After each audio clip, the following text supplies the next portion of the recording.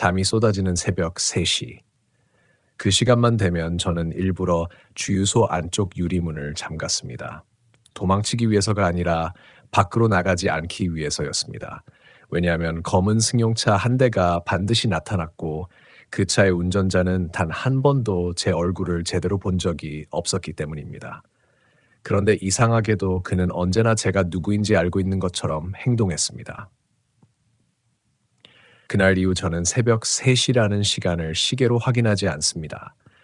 주유기의 작동음이 멈추고 공기 속 휘발유 냄새가 갑자기 짙어지기 시작하면 그 시간이 왔다는 걸 몸이 먼저 알아차리기 때문입니다. 제 이름은 김도윤입니다. 31살이고 경기도 외곽의 작은 국도변 24시간 셀프 주유소에서 야간 근무를 했습니다. 대학교를 졸업한 뒤 마땅한 직장을 구하지 못했고 낮에는 자격증 공부를 하고 밤에는 생활비를 벌기 위해 이 일을 시작했습니다. 처음에는 나쁘지 않았습니다. 새벽 시간에는 손님이 거의 없었고 조용히 책을 보거나 청소를 하며 시간을 보낼 수 있었습니다. 사장님도 좋은 분이었습니다. 야간은 심심해서 힘들지 위험한 일은 거의 없어. 그 말은 절반만 맞았습니다. 사람이 없어서 심심한 건 사실이었지만 사람이 없기 때문에 더 위험한 일도 있다는 걸 저는 나중에서야 알게 됐습니다. 제가 일하던 주유소는 국도 옆에 있었습니다. 주변에는 오래된 창고 하나와 폐업한 카센터 그리고 작은 야산뿐이었습니다. 가장 가까운 편의점도 걸어서 15분 정도 떨어져 있었고 새벽 2시 이후에는 지나가는 차량도 거의 없었습니다. 주유소에는 CCTV가 8대 설치되어 있었고 사무실 안에서는 모든 화면을 동시에 볼 수 있었습니다. 처음 며칠 동안은 별다른 일이 없었습니다. 술에 취한 손님이 계산을 헷갈리거나 졸음운전을 하던 화물차 기사가 커피를 사가는 정도였습니다. 하지만 근무를 시작한 지 열흘쯤 되었을 때였습니다. 새벽 3시를 조금 넘긴 시간이었습니다. 밖에 비가 아주 약하게 내리고 있었습니다. 빗소리는 작았지만 철제 지붕을 두드리는 규칙적인 소리가 이상하게 크게 들렸습니다. 저는 컵라면을 먹으며 CCTV를 멍하니 보고 있었습니다. 그때 화면 하나에 검은색 세단이 천천히 들어오는 모습이 보였습니다.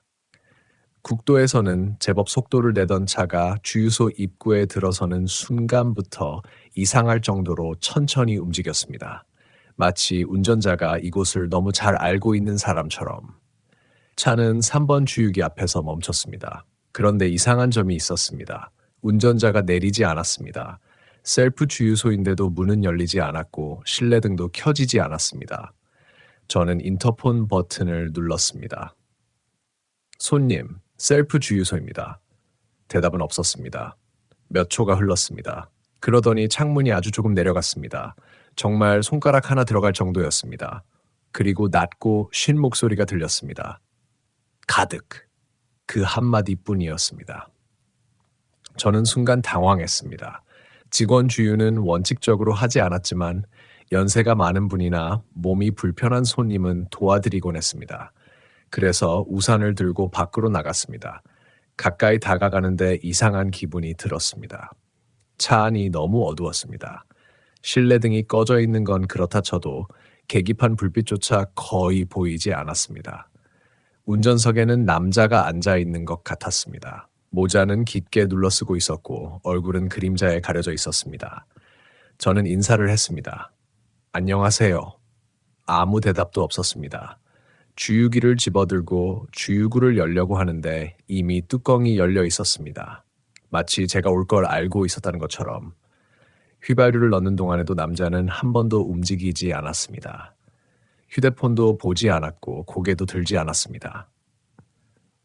엔진 소리만 아주 낮게 계속 울리고 있었습니다. 자, 주유가 끝났습니다. 저는 창문 쪽으로 다가갔습니다. 결제 도와드리겠습니다. 남자가 손을 내밀었습니다. 현금이었습니다. 젖어 있었습니다. 비 때문이라고 생각했지만 이상했습니다.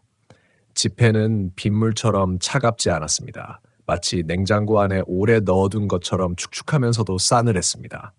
저는 돈을 받아 계산대로 들어왔습니다.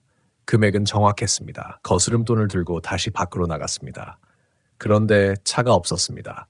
불과 10여 초도 지나지 않았습니다. 주유소 출구까지는 직선입니다. 그 정도 시간이라면 아직 출구도 통과하지 못했어야 합니다.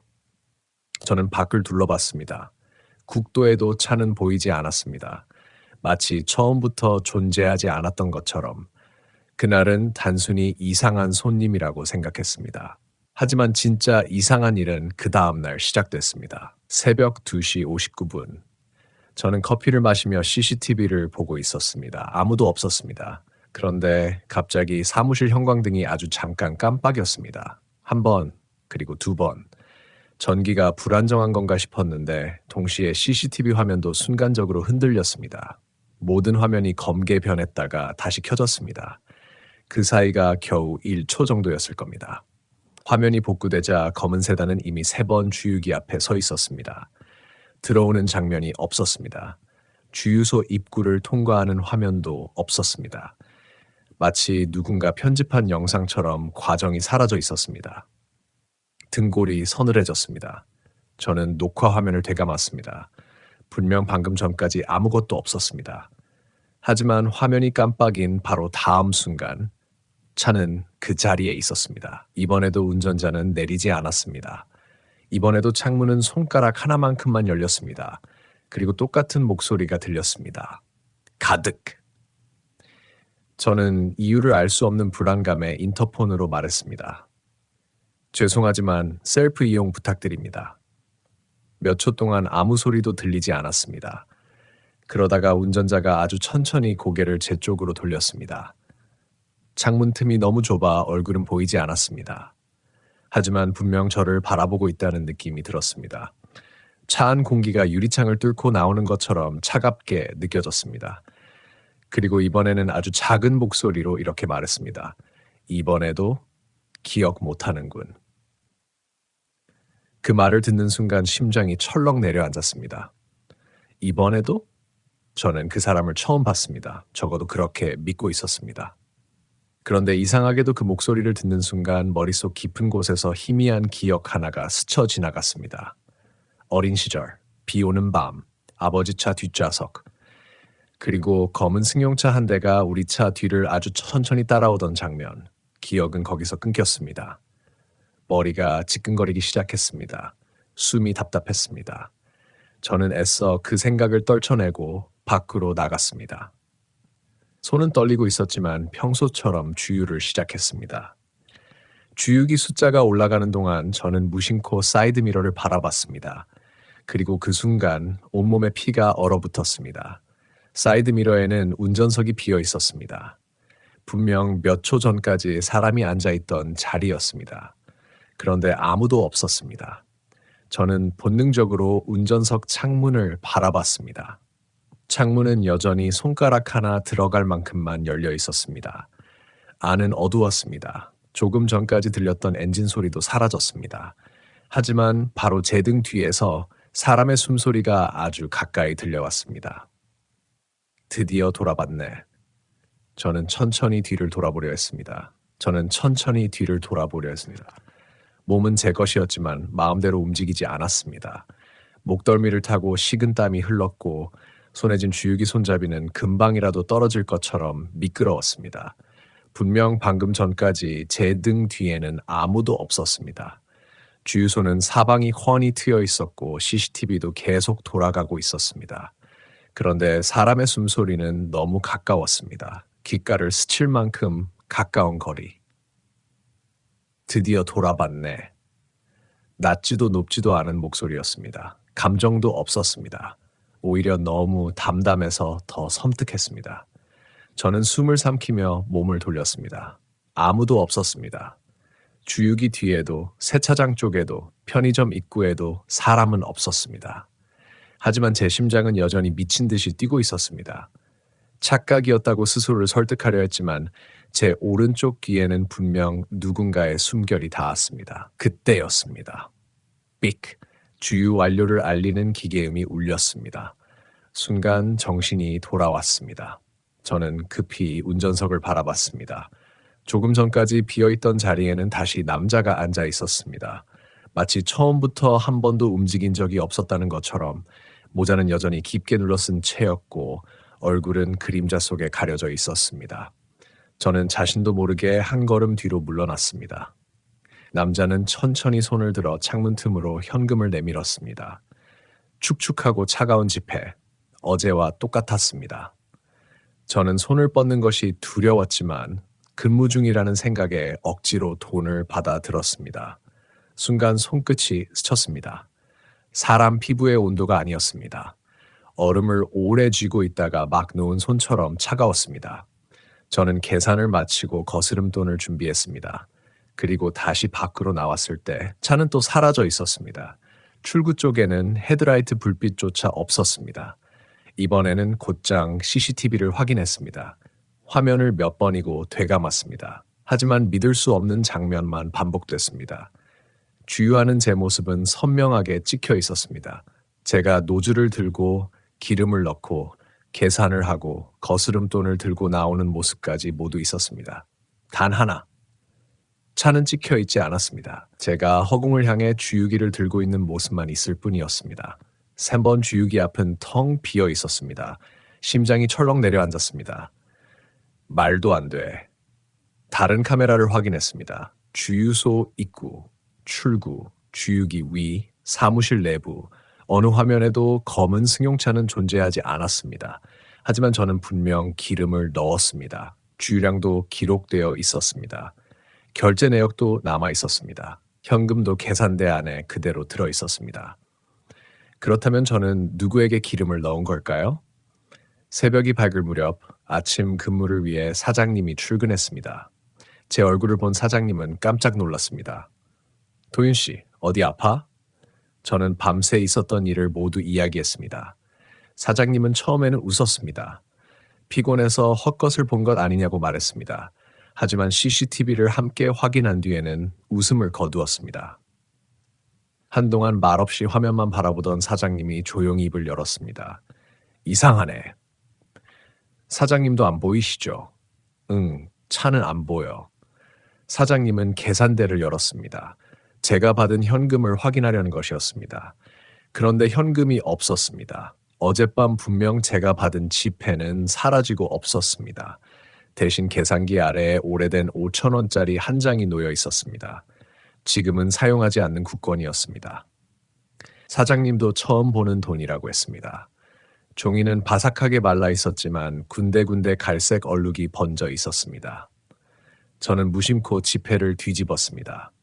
뒷면 한쪽 구석에 볼펜으로 작은 숫자가 적혀 있었습니다.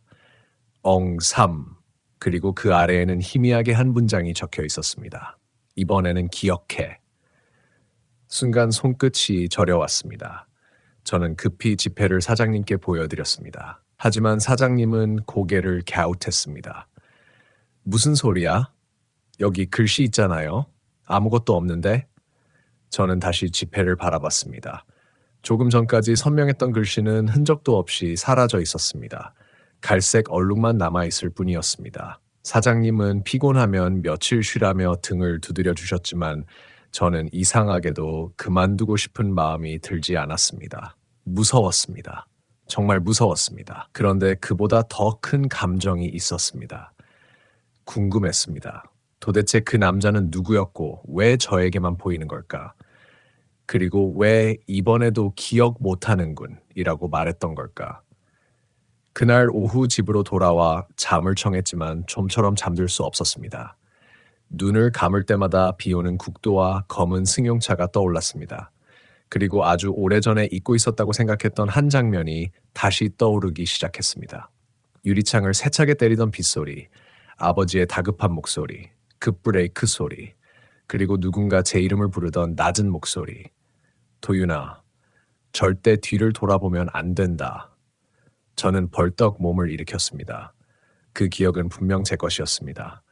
하지만 그 뒤가 떠오르지 않았습니다. 무언가가 기억을 억지로 잘라낸 것처럼 가장 중요한 부분만 새하얗게 비어 있었습니다. 그날 밤, 저는 다시 야간 근무를 위해 주유소로 향했습니다. 출근하자마자 가장 먼저 한 일은 3번 주유기 근처를 살펴보는 것이었습니다. 낮에는 아무 이상도 없었습니다.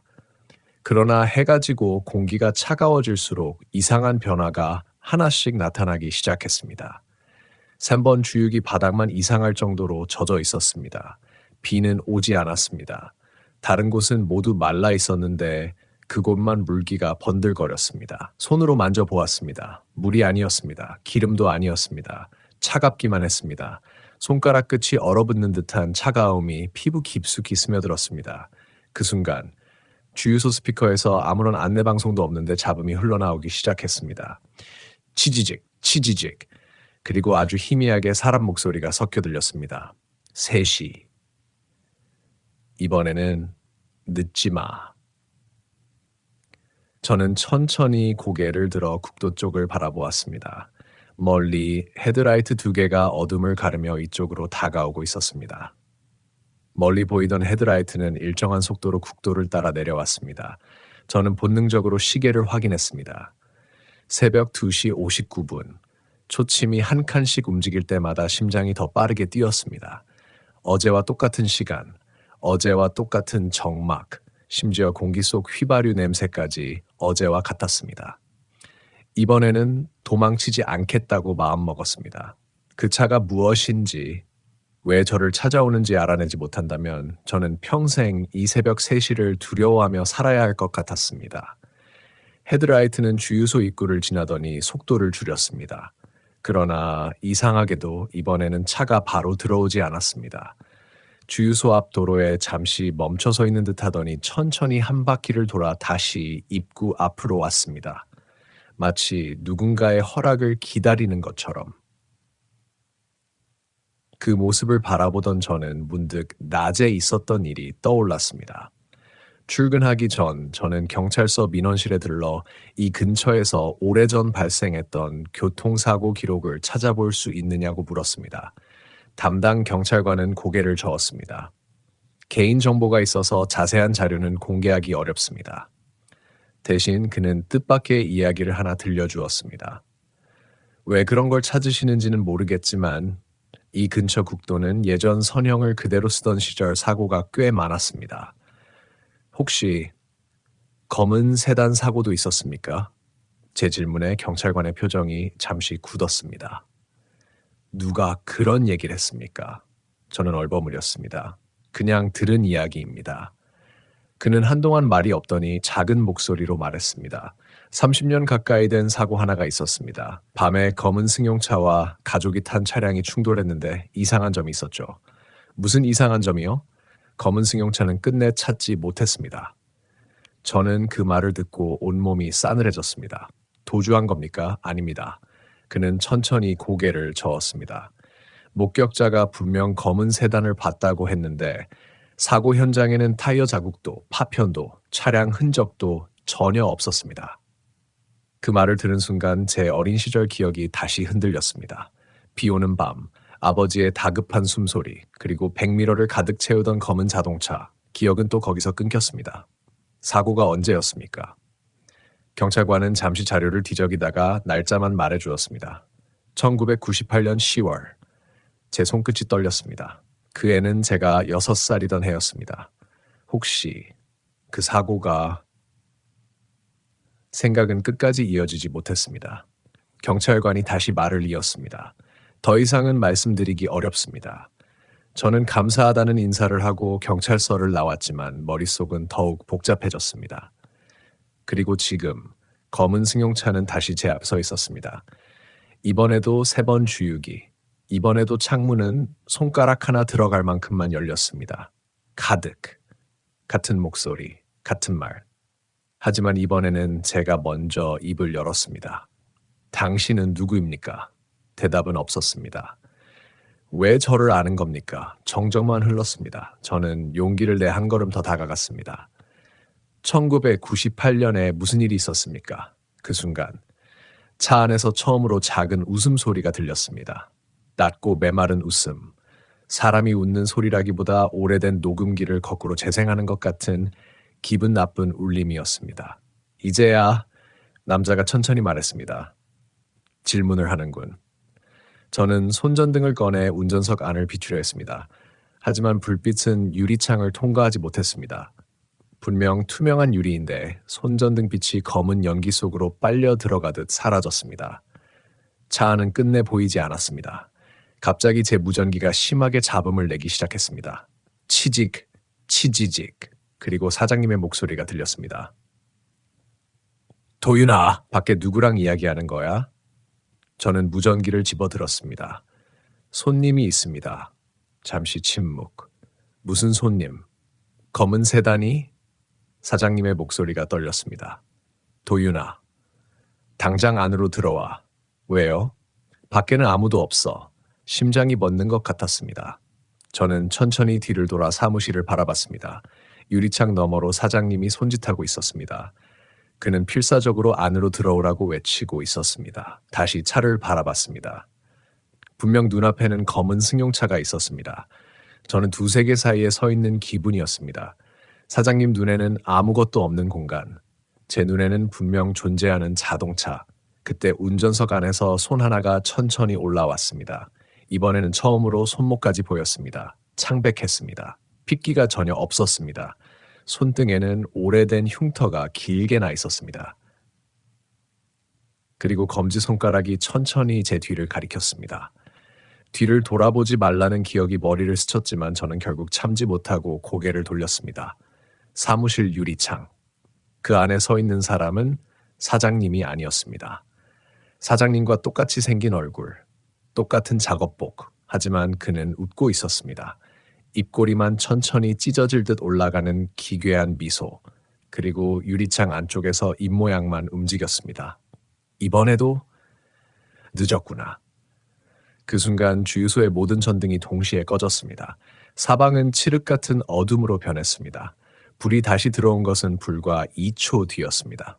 하지만 그 짧은 2초 동안 저는 분명 제 바로 뒤에서 누군가가 아주 천천히 제 이름을 부르는 소리를 들었습니다. 김도윤. 저는 숨도 쉬지 못한 채 그대로 얼어붙었습니다.